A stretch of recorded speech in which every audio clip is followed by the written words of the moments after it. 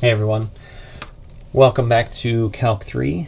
This will be part B of lecture 1. So we're right in the middle of discussing and proving a handful of theorems and properties of vector arithmetic, particularly the vector sum and scalar multiplication. So here's another theorem. This says that if v is a non-zero vector in the plane, then the vector u, which is equal to v divided by the norm of v, okay, which we can also write as 1 over the norm of v times the vector v, has length 1 and the same direction as v.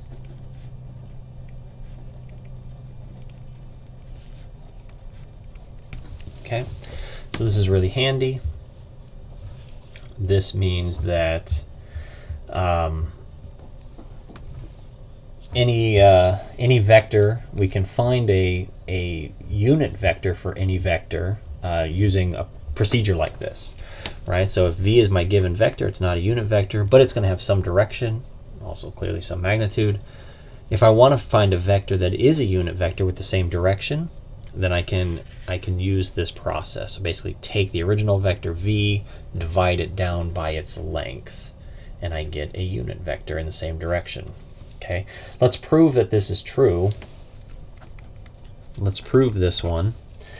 And so we would start by saying that, notice, because 1 over the norm of v, right, that's a positive number, isn't it? Right, notice 1 over the norm of v is a positive, right? So 1 is obviously a positive number. When I take the norm of a vector, it's always going to be a positive number, right? Remember, that's the length.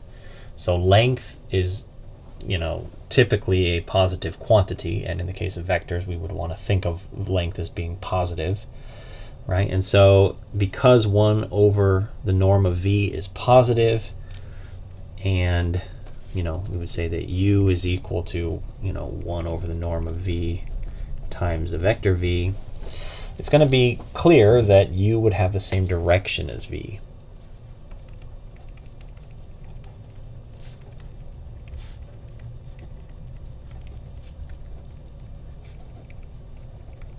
Right. Right, now, hopefully that's clear. Maybe we can discuss it a little bit here. So if I have, if this is the plane and I have some vector v, if I multiply v by 2, for example, then what do I get? Well, I get the same vector. I get a vector in the same direction that's just twice as long, right? Similarly, if I have it, right, I get something that's shorter, right? So multiplication by a positive scalar, it just changes the length of the vector, makes it longer. If you're multiplying by more than 1, makes it shorter if you're multiplying by a fraction less than 1. Right? Now, it is possible to change the direction of a vector by scalar multiplication, but that only happens when you multiply by a negative.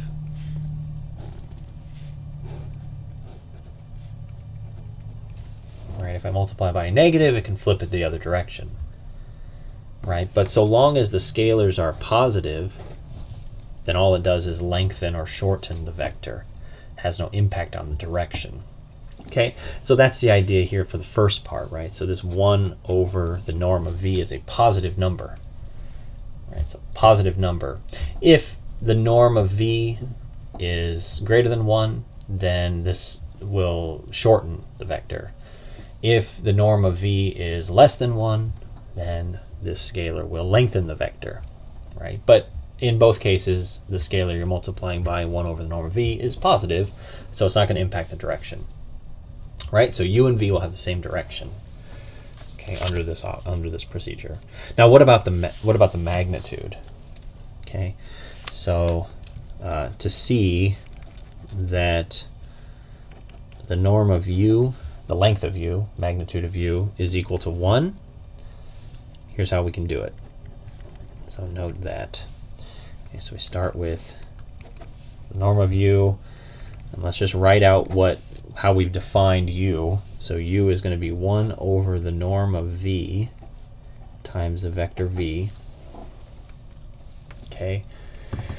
Now, 1 over the norm of v, remember that's a scalar, right? This is 1 divided by some number, so it's just a scalar. Okay, and we just talked about what happens when you take the norm of a scalar times a vector. Right? Remember we said that the norm of a scalar times a vector is equal to the absolute value of the scalar times the norm of the vector. Right? We said that. Right, so that's what we want to apply here. So this is a scalar, so it'll be the absolute value of 1 over the norm of v, okay, times the norm of v. All right, now 1 over the norm of v is positive, so we don't need the absolute values. So this is just 1 over the norm of v times the norm of v. And this is a number, this is the same number, right? So you can cancel, and you can see that the magnitude is 1. Okay, so that's a nice little proof that u defined like this has unit length, is a unit vector. All right, excellent. Okay, all right, so here, I guess I kind of have been using this term, but here, yeah, when we say u has length 1, we call it a unit vector. And when it's in the same direction as another vector, we say it's a unit vector in the direction of v. So here we say that u is a unit vector in the same direction as v. Okay. This process, this process of, let's see, so this process of multiplying by this 1 over the norm of v, it's called normalization of v.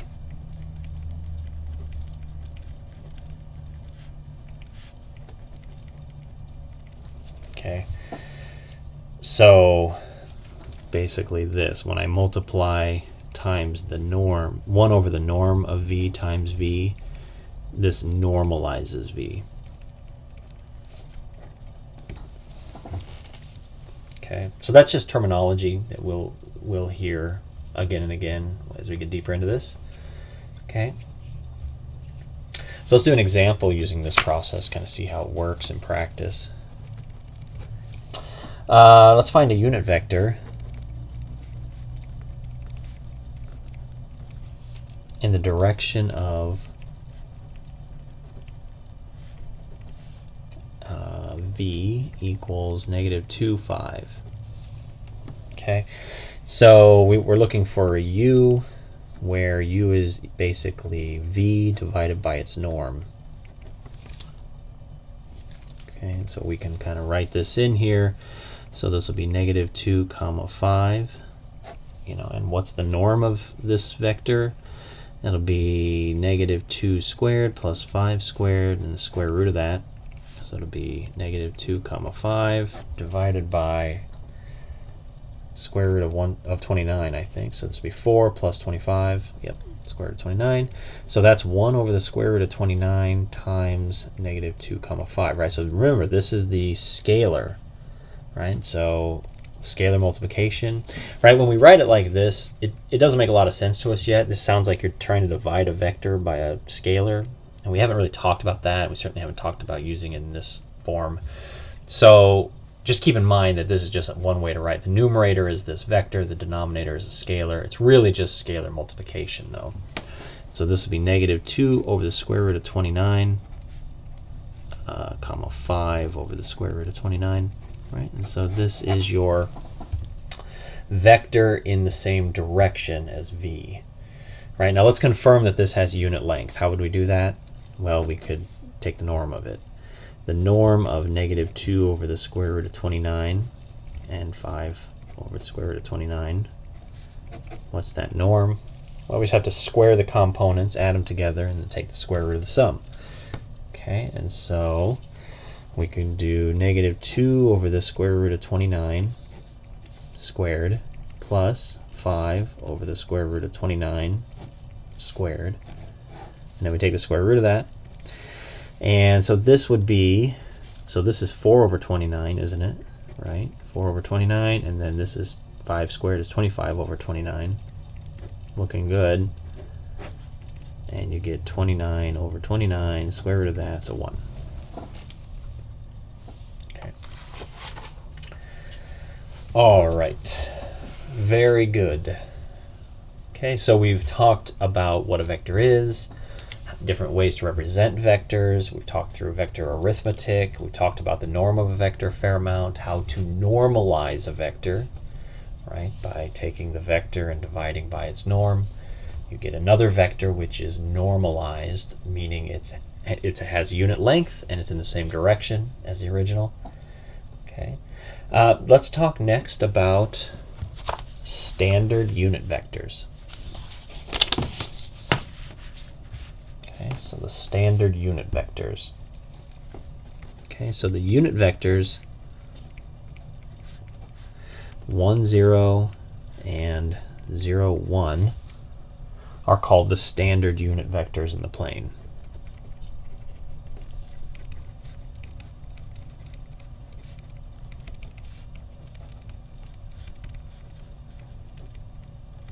Okay, they're called the standard unit vectors in the plane. Now, these vectors are used so often that they have kind of their own notation to some extent. They are denoted, it's more of a convention. The first unit vector, the 1, 0, is denoted with an I. And the second one is denoted with a J, like so. Okay, and so you can think of these as, all right, so here's my XY plane, right, and if this is 1, 2, 1, 2, then these vectors lie on the axes and are, and have a unit length. So this is your I, and this is your J. Yeah, that's right, J. Yeah. So you've got your I and your J, right? So this is 1, 2, 1, 2, right? So you can kind of see. They have unit length, right? They lie on the axes. Okay. Now the nice thing about these guys is they can be used to represent any vector. Any vector in the plane can be written using I and J. Okay. Now how does that work? Well, let's see here. So these vectors can be used to write any vector. And then we'll say as follows here. So let's see. All right, so say I have a vector v, and it's v1, v2. Okay, we can write that as v1 comma 0 plus v2 comma 0, right? Oh, okay, hold on. I'm running out of space, and I also wrote that wrong. That one isn't correct. Hold on one second. So we start with any vector v equal to v1 comma v2, right? And that can be written as v1 comma 0 plus 0 comma v2. All right, so naturally. Right, so you remember how, if you were adding these two vectors together, it'd be v1 plus 0 is v1, and then 0 plus v2 is v2, right? So clearly that works, right? And you could remember this is, this is basically just a number, and so I could factor it out and think of it as scalar multiplication. So this could be written as v1 times 1 comma 0 plus v2 times 0 comma 1, right? And so what is that? Well, that's just v1, it's a scalar now, times I, plus v2, it's a scalar now, times j. Okay, so that's one way to write the vector v in terms of the standard unit vectors I and j. Okay. Let's do an example.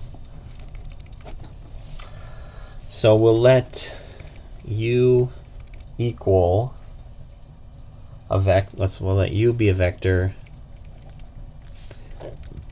with initial point 2, -5, and terminal point -1, 3. Let's write u as a linear combination of I and j. Okay.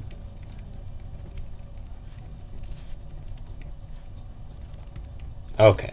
So we're going to write u as a linear combination of I and j. So first, let's write u. Let's gather the components of u. Right? So u would be equal. So your terminal point is -1, 3. Your initial point is 2, -5. And so remember, when we do this, we would want to go, it'd be like q1 minus p1, comma, q2 minus p2. Okay, so it's going to be -1 minus 2, and 3 minus -5. Right, so when we do that arithmetic, you get -3 and 8. Right, so the components are -3 and 8. And so just based on what we just saw up here, it's basically the first component times I plus the second component times j. So you can think of this as -3 times the vector I plus 8 times the vector j. I and j being the standard unit vectors in the plane.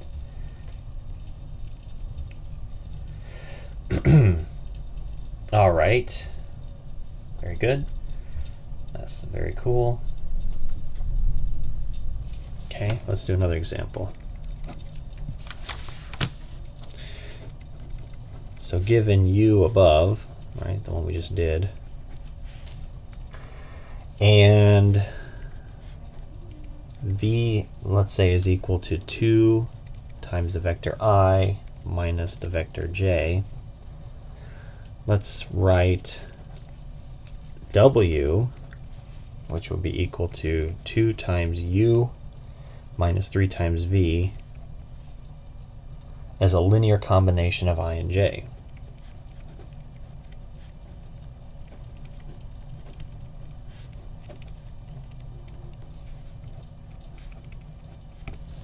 All right. Okay, we can do this.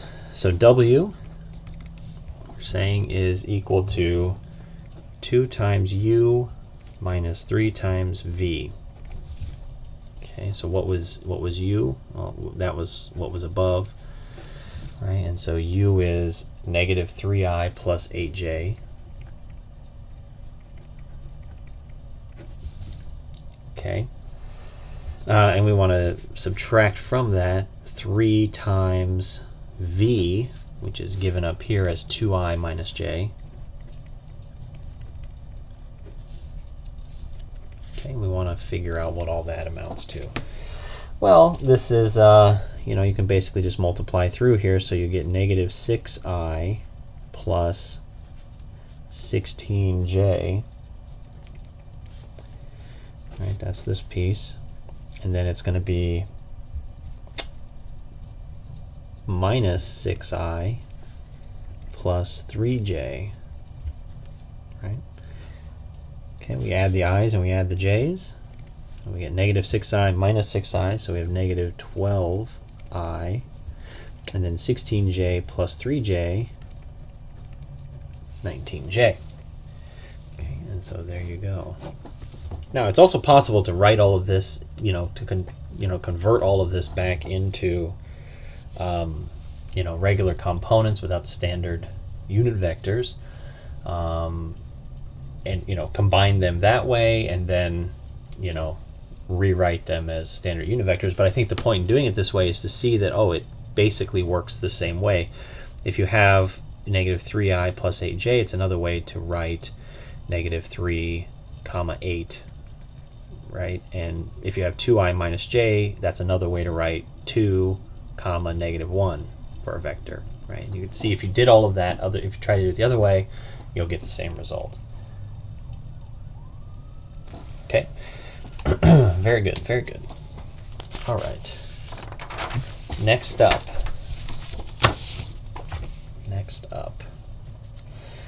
So, if u is a unit vector,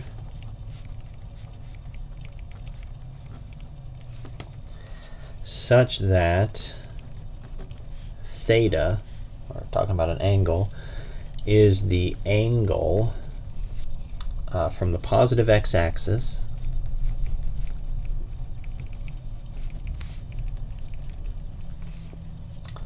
up to u, then the terminal point of u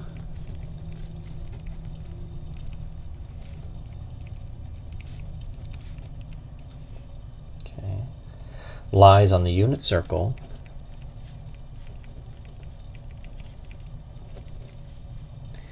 and u, the vector, is equal to the cosine of theta. It's the first component, and the sine of theta is the second component. It's also known as cos theta I plus cos theta j. Okay, so let's break this down a little bit here. All right, so you may recall from your trigonometry class, all right, what the idea of a unit circle is. Right, it's the circle that's built around the origin that has radius 1. Right, pretty much, not all of it, but much of your trigonometry class took place inside the unit circle. Right, and so all this is saying is that if u is a unit vector, right, meaning its terminal points on the unit circle, and you've got theta as the angle between the positive x-axis and u, right, namely it's this angle, then u can be written as cosine of theta, sine theta as the components. Right, now hopefully that makes sense, right? If you think about this,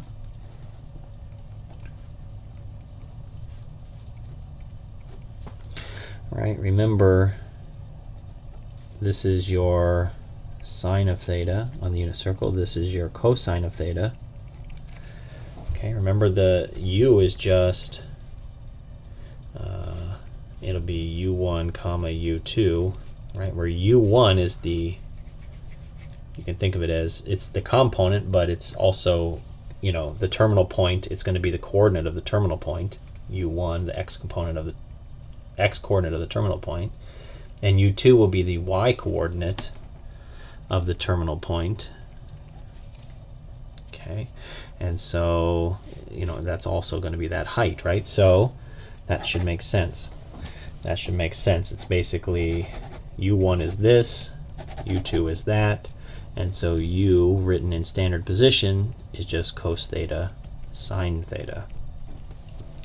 Right, and then of course this can be written using standard unit vectors. So you could write it as cos theta times the vector I plus cos theta times the vector, sorry, that's sine theta. Cos theta I plus sine theta j. Okay, that should be a sine. Sorry about that. Cos theta plus sine theta. Okay. Okay. Now it also follows that for any non-zero vector v,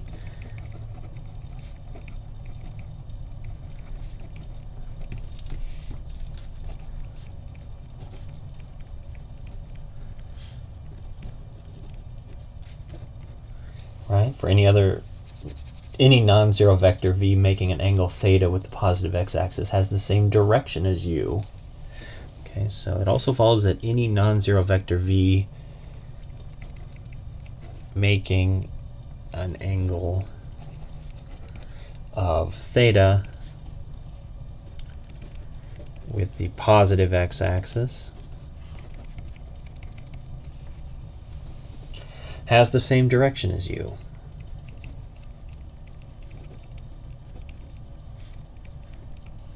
Right? So that's just basically what we're saying there is that, you know, if you've got your u and it makes an angle theta, right, with the x-axis, then any other v, or any other vector v that sweeps out the same angle is going to have the same direction as u, right? That's just kind of basic, right?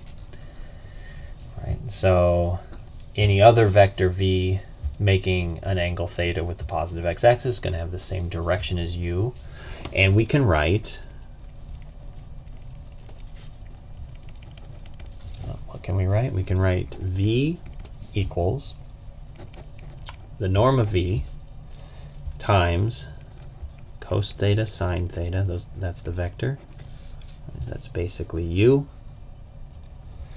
and that's going to be equal to the norm of v times cos theta times the vector I plus the norm of v times sine theta times the vector j. Okay. All right. Very good. Let's do an example. Kind of pull some of this trigonometry into the works here. Let's do an example quick. Okay, so the vector v has a length of 3 and makes an angle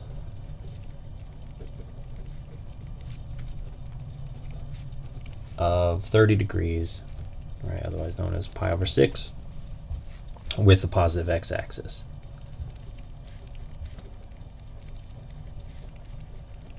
Okay, let's write v. Okay, we're going to write v as a linear combination of I and j.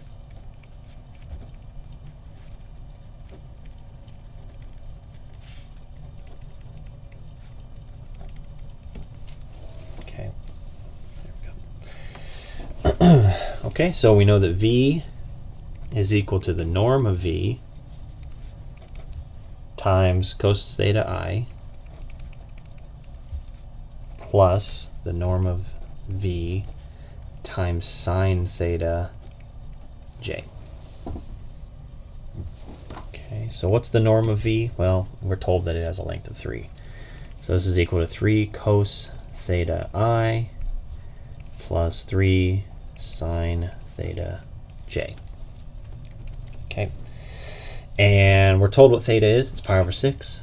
So this is 3 times the cosine of pi over 6 plus 3 times the sine of pi over 6 times j.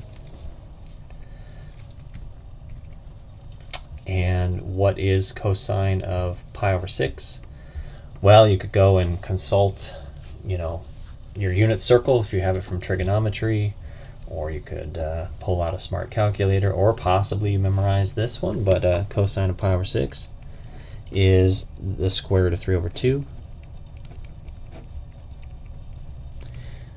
And the sine of pi over 6 is 3 over 2, square root of 3 over 2 as well. Okay. And so what we get here is